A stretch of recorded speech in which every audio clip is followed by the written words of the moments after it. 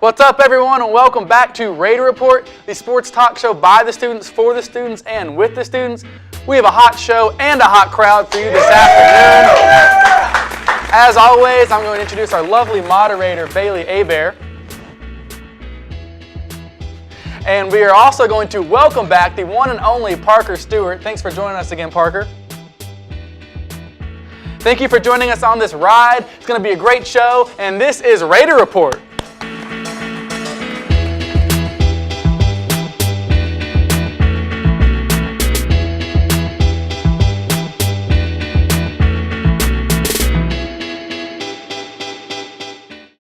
Hey guys, it's been 2 long weeks, but we're back and we're ready for this show today. It's time to talk about March Madness, don't y'all think? Absolutely. It's about that time. Well, let's see.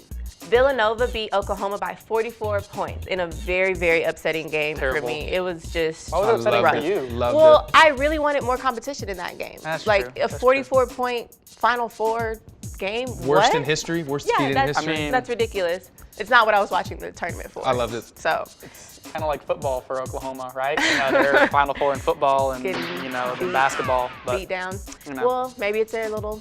we need a better representative of the Big 12. Yeah, we do. But hey, they did a good job. They made it to the Final Four, That's so true. you That's know true. They did great. Yeah. But anyway, and then finally, the game everyone has been talking about: Villanova beating UNC in a literally last second 3-point shot. You guys, The best game of all time. You can't beat it. Buzzer beating national championship game.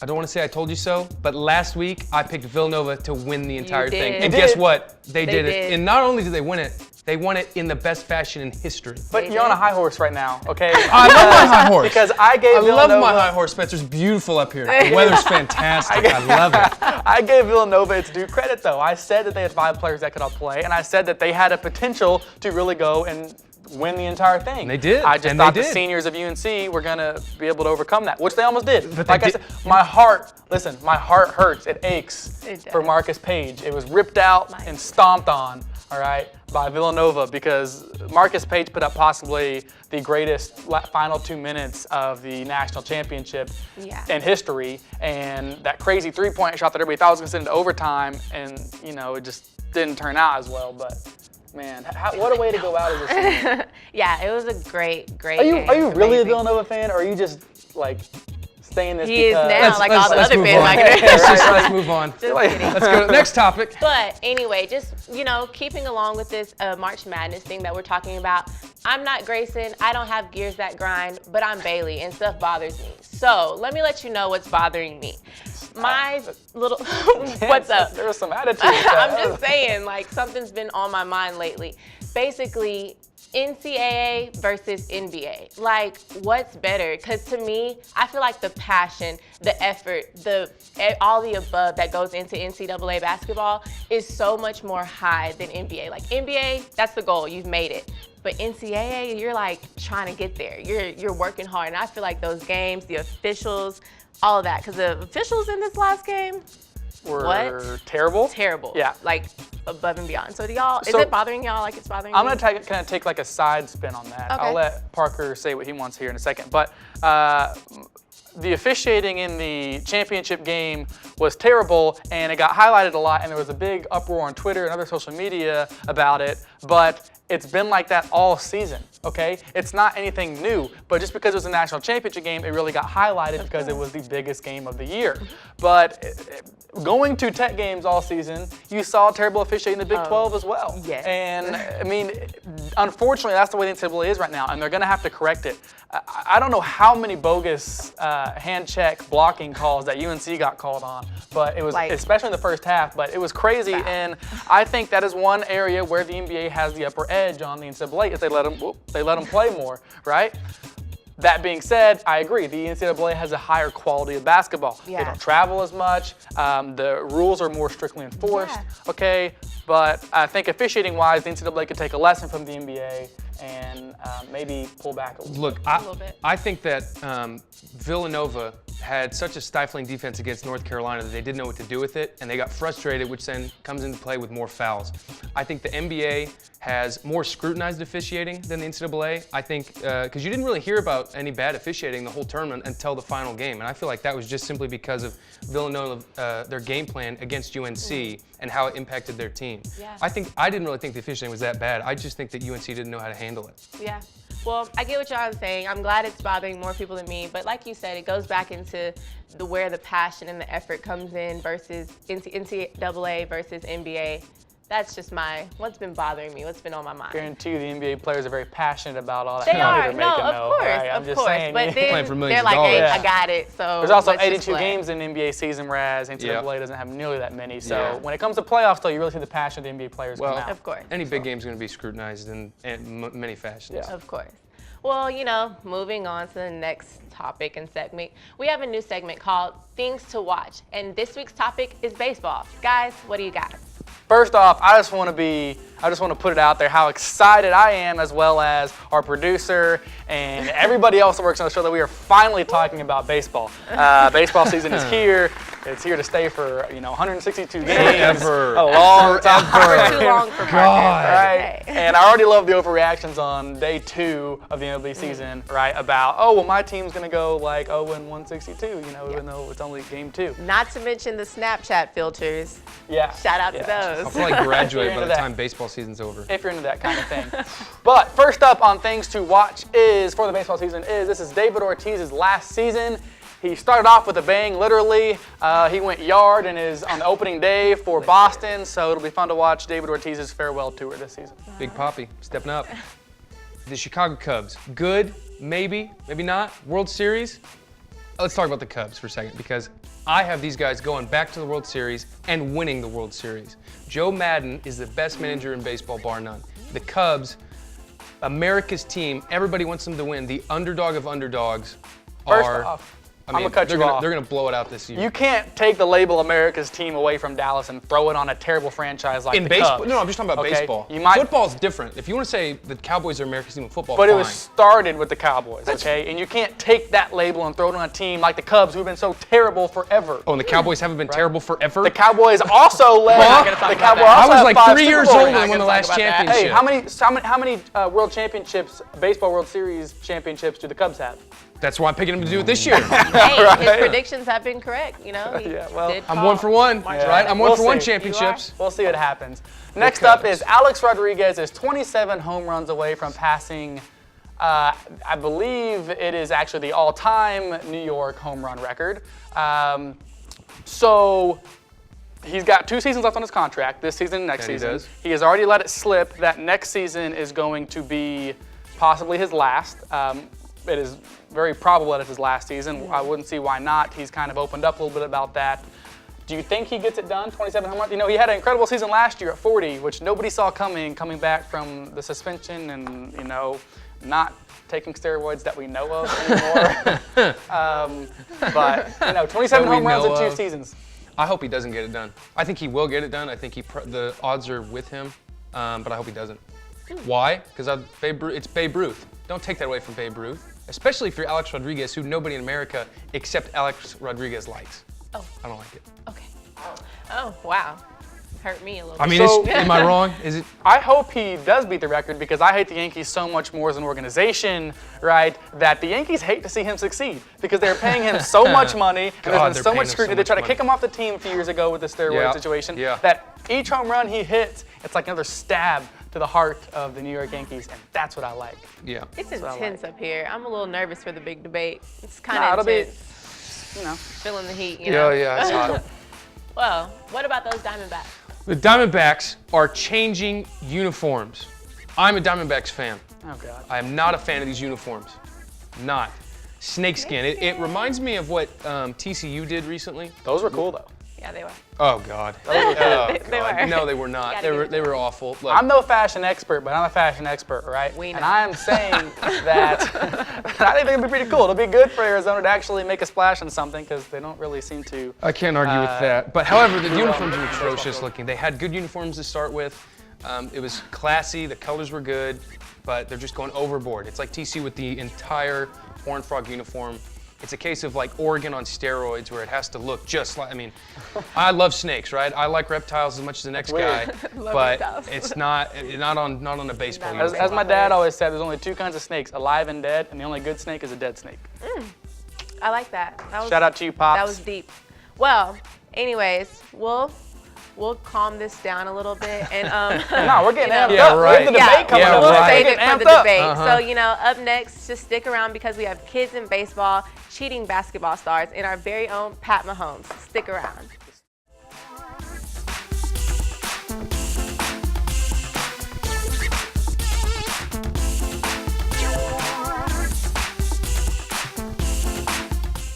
Welcome back, everybody. Let's get these debates started off right, okay?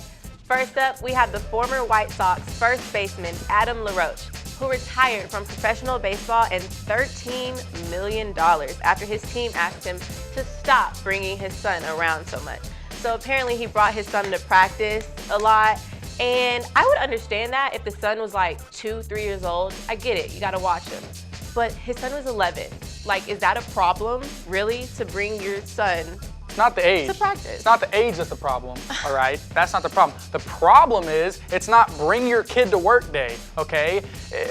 We have entered this, I guess, era of athletes trying to show off their kids every chance they get. You look at Steph Curry brings Riley Curry up on the podium every chance he gets. Chris Paul brings his son up, all right?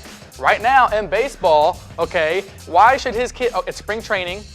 I think you should be allowed to do that in spring training. It's not as serious as the regular season, but there have been instances where even in the regular season from past years, okay, he would bring his kid to the clubhouse every day.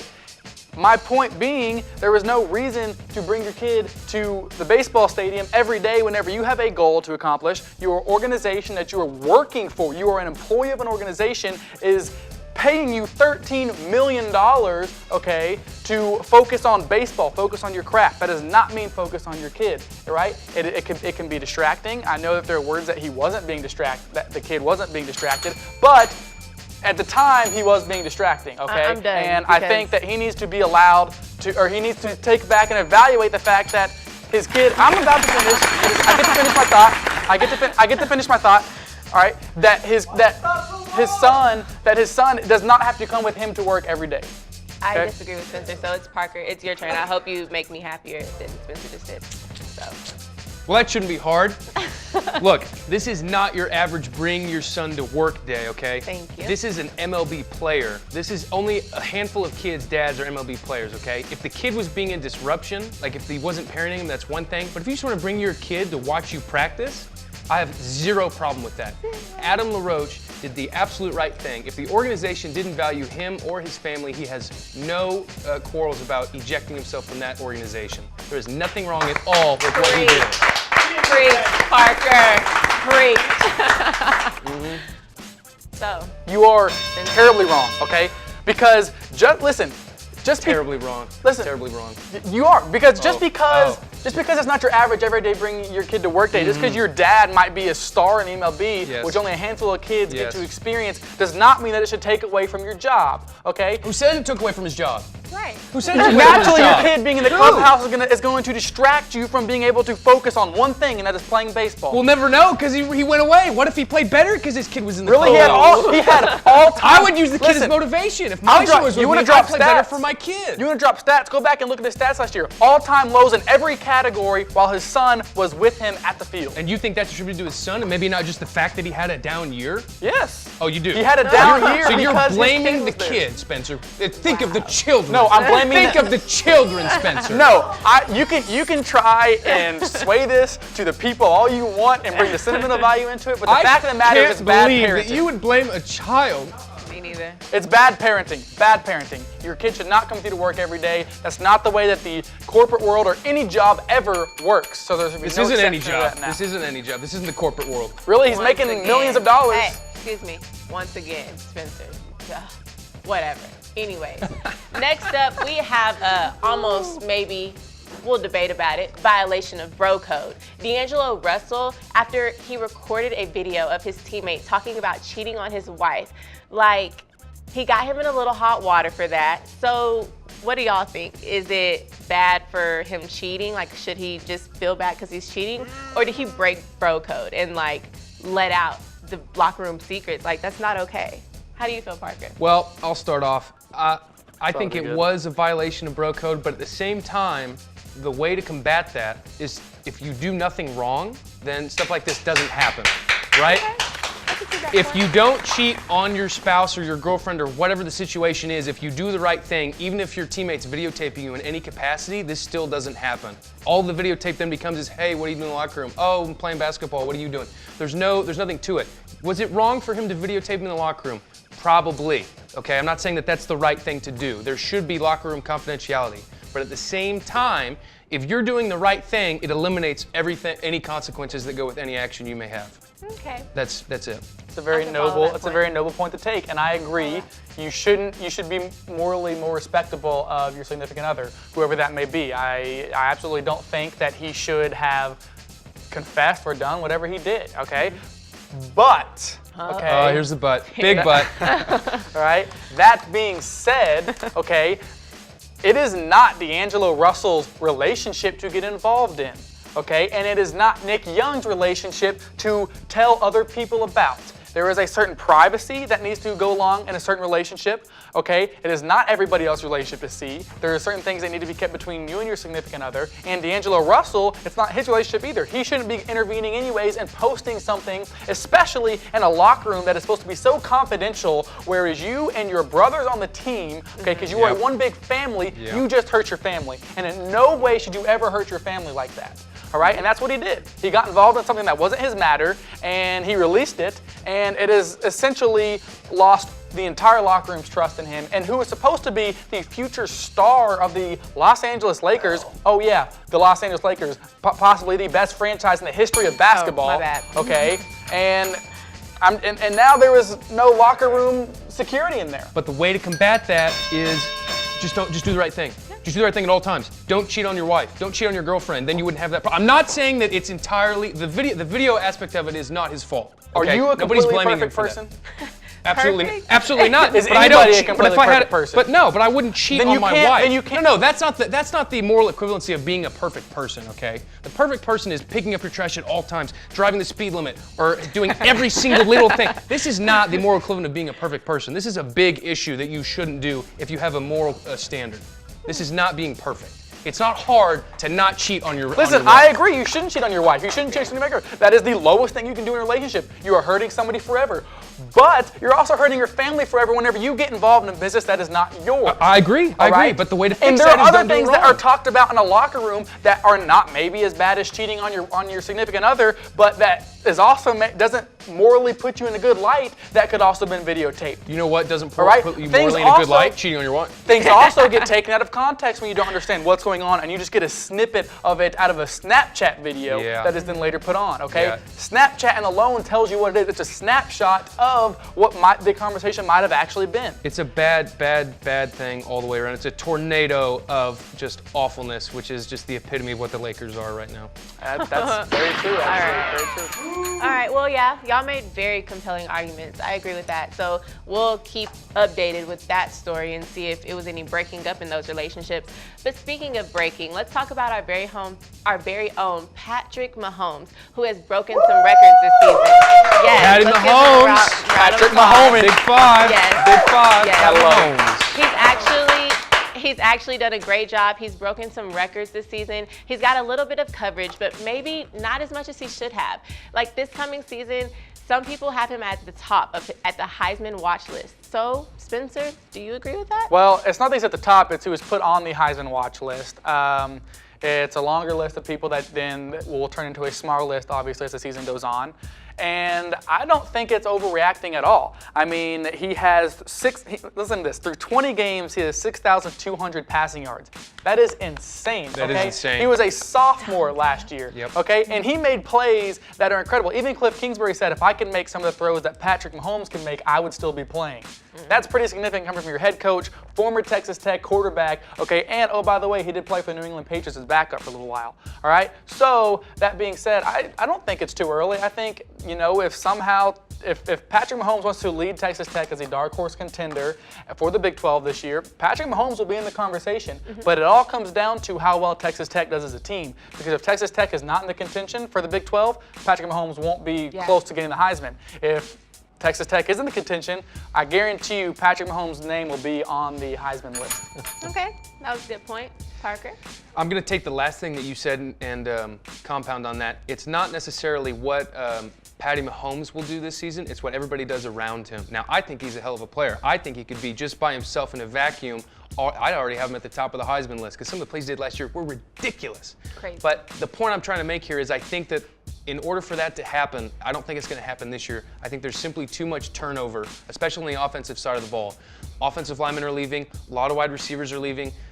They have good players that I think they can come in and fill that void, but I think it's going to need a year of chemistry to really start clicking. I think you're going to need another year. It could be this year. I could be wrong. I could very well easily be wrong in this situation, but I think it's going to take till next year to really, really see how far this thing can go. So do you think he should be on the list? Absolutely. I think he should be on the list, but I don't think he's going to make it to the top 5, if you will. He's not. I don't think he's going to New York. Stats-wise, he is absolutely should be in the top 5. No matter how Tech does, I think I bet you by the end of the season, stats-wise, he's in the top 5. I would assume. I don't know where he's going to be ranked in there because of how well Tech does. But don't forget, every quarterback to ever play for Texas Tech in the history forever is always just monstrous at stats. That's just the nature of the beast. I agree. It is a system that boosts stats. Exactly. I agree. But Patrick Mahomes is not your typical system quarterback like other Texas Tech system quarterbacks. He fits well in the system, but he makes plays that other Texas Tech quarterbacks didn't make. Okay, he doesn't do a 3 or 5 step drop and throw the ball for 5 yards every time that turns into 10, 20 yards. All right, he consistently makes plays from behind the chains on 3rd down. Yeah. That ultimately here's the X factor though. Here's the X factor that you get with that. If somebody isn't a drop back passer and they're a roll around Johnny Manziel type of player who can do amazing plays but take a lot of effort to do it, that makes him more susceptible to getting injured. If you get injured, it's over. Hey, who'd you just mention? Johnny Manziel. What did he win? The Heisman. Yes, sir. But what is he? What is he? He's an Aggie. Oh, so everything just went down about him. Well played. All right. Well, once again, as always, thank you guys for all of your thoughts, your opinions, your statistics that you bring on the show, everything like that. Well, we're about to take a quick break, but when we come back, we have our favorite segment, Tech Corner.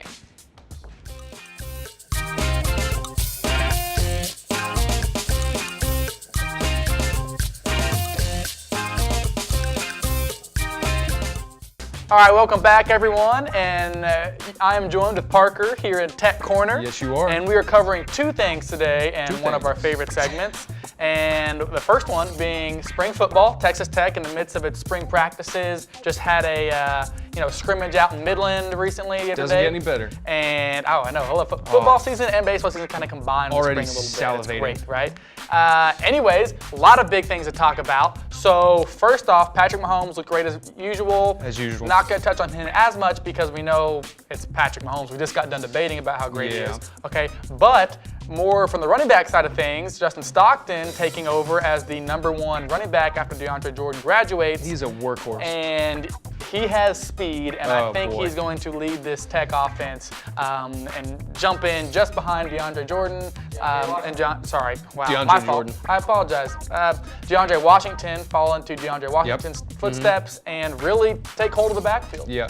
I'm really interested in watching Dylan Cantrell because he was in there 2 years ago, got injured last year. I'm really excited to see what he can do this spring game. I think he could be their Z-spot receiver and light it up. He went to the same high school as Patty Mahomes. I think if he can stay healthy, they have a really good chance for chemistry. I agree. On that topic, though, speaking of wide receivers, that's really one thing Patrick Mahomes is looking for, is who's going to be his primary receiver after Jakeem Grant leaves. Jakeem Grant, the all-time Big 12 quickest player in NCAA history.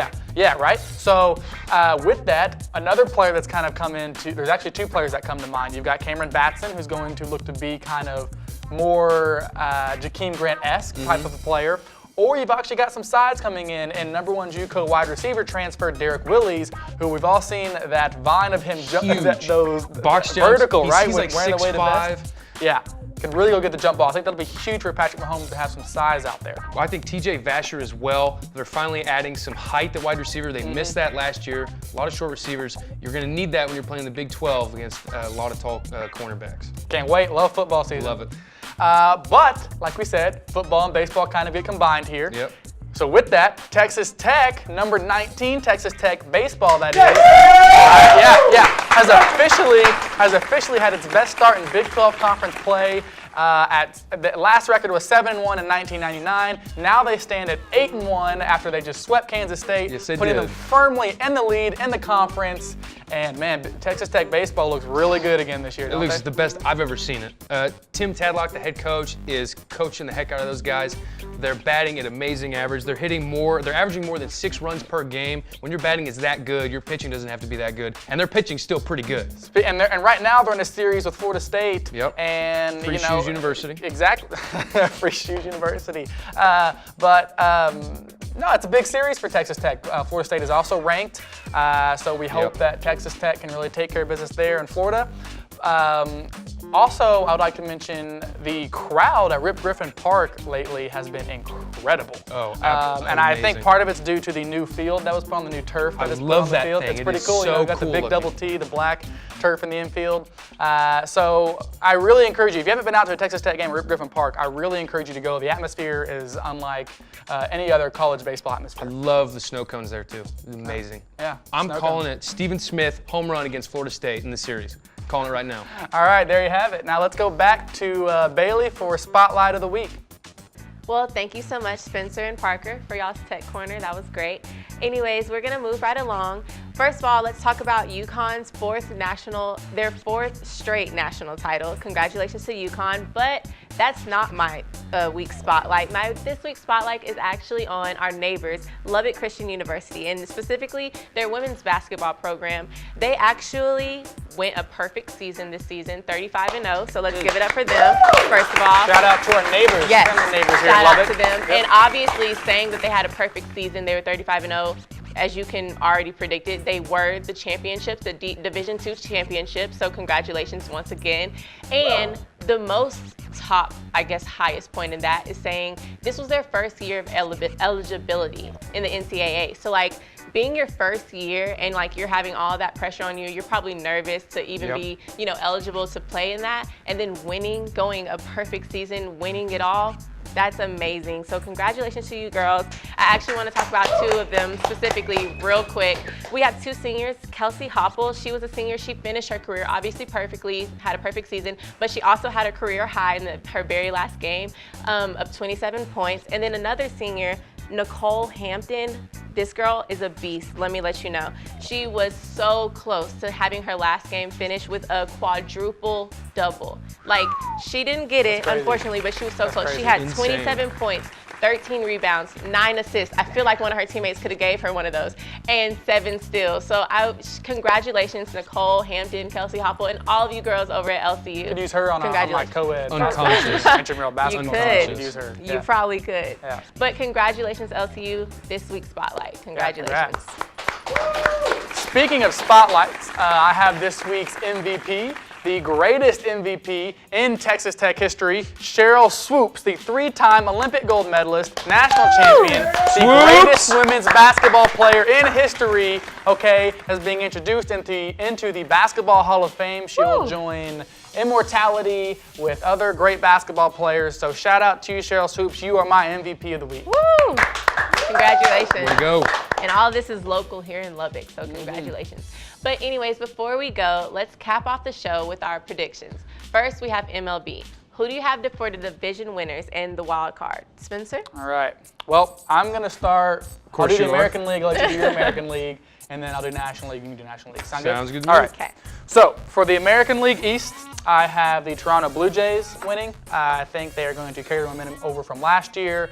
And really I honestly think they will dominate the American League East this year. In the Central, I have the Kansas City Royals. Not really a shock. Shocker. Favored in that division by a lot of people. And this one actually pains me a little bit to do, but I think I have to take a step back and really examine the American League West because my Texas Rangers are in the American League West, okay? But my American League West winner, I think, at the end of the season is going to be the Houston Astros. Whoa. Right? H-Town. Ew. It pains me to say that, but they are a very talented and very young team.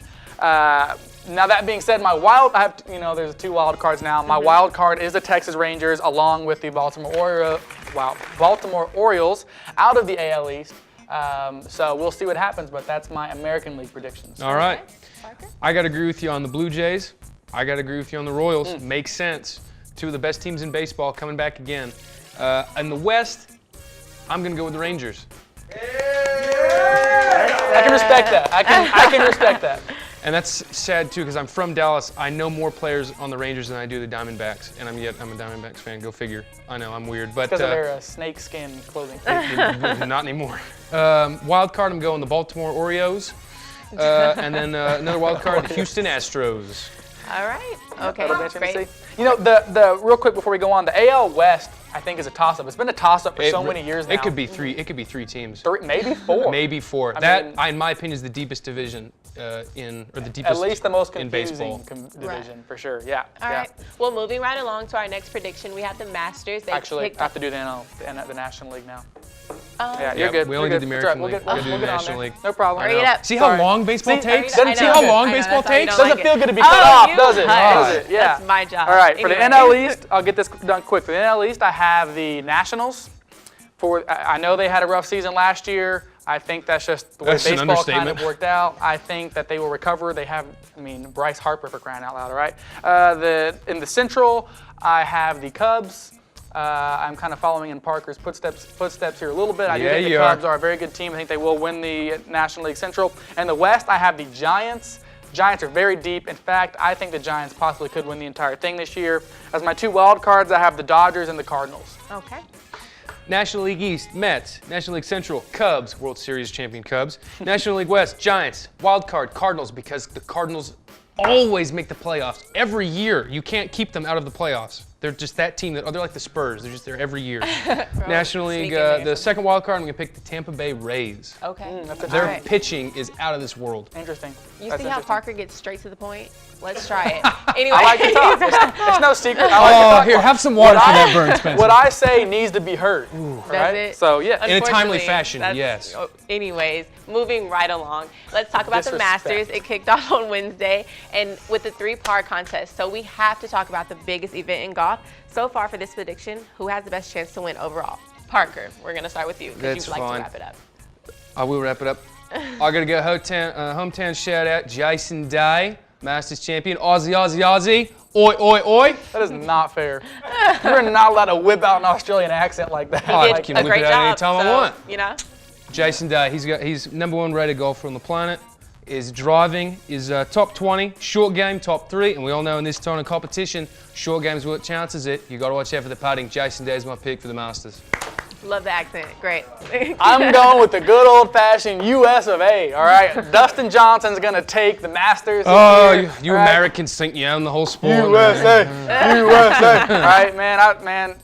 Dustin Johnson has typically gotten off to really hot starts in the first 2 rounds of any major, and especially last year. I think this year he's actually going to be able to close the deal, though. Yeah, but he's going to be distracted because he's married to Wayne Gretzky's daughter, and he brings her to work a lot of the time. I mean, I don't know how he's going to focus. I mean, Jason Day doesn't have that kind of problem. He may just quit the Masters and say they're not letting him have enough time You with gotta his give him wife. one. You got I to. don't know. Yeah, he brings her to the Masters, right? But she's a part of the crowd. She walks with the crowd, where she's What? not, his caddy. Fair. Okay. I mean, it could So be. if she was his caddy, I could understand what you're Yeah, but saying. she's distracting. Having a kid there is distracting, but she's distracting for different reasons. But And, you know. and in what world are golf and Oh, baseball man. the same sport?